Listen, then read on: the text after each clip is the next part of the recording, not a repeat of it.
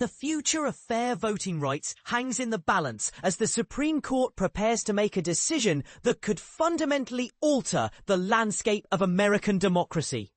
But here's where it gets controversial.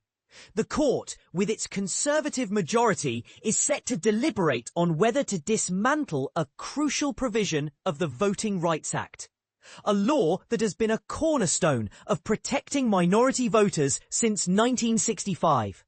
This case, stemming from a congressional redistricting dispute in Louisiana, raises profound questions about the role of race in ensuring equitable representation. At the heart of the matter is Section 2 of the Voting Rights Act, which was designed to combat historic racial discrimination by safeguarding the voting rights of minorities. The justices will grapple with a critical question. Can states ever consider race when redrawing electoral districts to comply with this law? This debate isn't just legal jargon. It's about whether the progress made toward racial equality in voting can withstand the test of time. The case began with Louisiana's congressional map, which was challenged under the Voting Rights Act for failing to include enough majority black districts. Despite merely a third of the state's population being black, the original map had only one such district. After a lawsuit, Louisiana was forced to redraw its map to include a second majority black district. But here's the twist. Louisiana has now switched sides, joining a group of self-identified non-African American voters who argue that the new map is unconstitutional. And this is the part most people miss.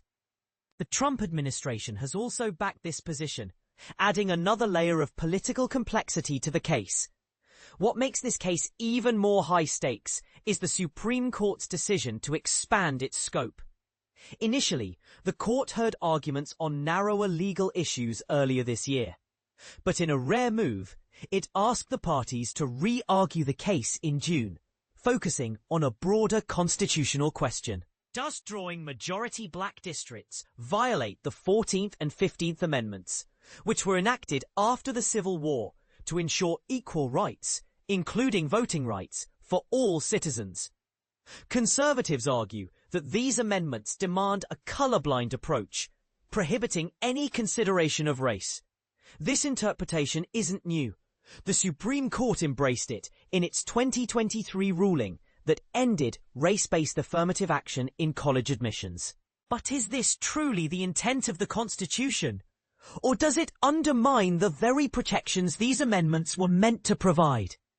Civil rights groups, which have been defending the redrawn map, warn that a ruling in Louisiana's favor could have far-reaching consequences. It would reduce the need for states to create districts that reflect minority populations, likely leading to fewer minority lawmakers in Congress and state legislatures. With black voters predominantly supporting Democrats, such a ruling could also tilt the political balance in favor of Republicans, especially ahead of the 2026 midterm elections. Interestingly, just 2 years ago, the Supreme Court reaffirmed the necessity of considering race in redistricting to comply with the Voting Rights Act in a case from Alabama. That ruling was a narrow 5-4 decision, with Chief Justice John Roberts and Justice Brett Kavanaugh joining the liberal justices. However, Kavanaugh expressed reservations about the long-term viability of Section 2, hinting at the ongoing tension within the court. As the justices prepare to weigh in, the question remains, will they uphold the spirit of the Voting Rights Act, or will they further weaken a law that has already faced repeated conservative challenges? What do you think? Is a colorblind approach to redistricting truly fair? Or does it risk perpetuating systemic inequalities?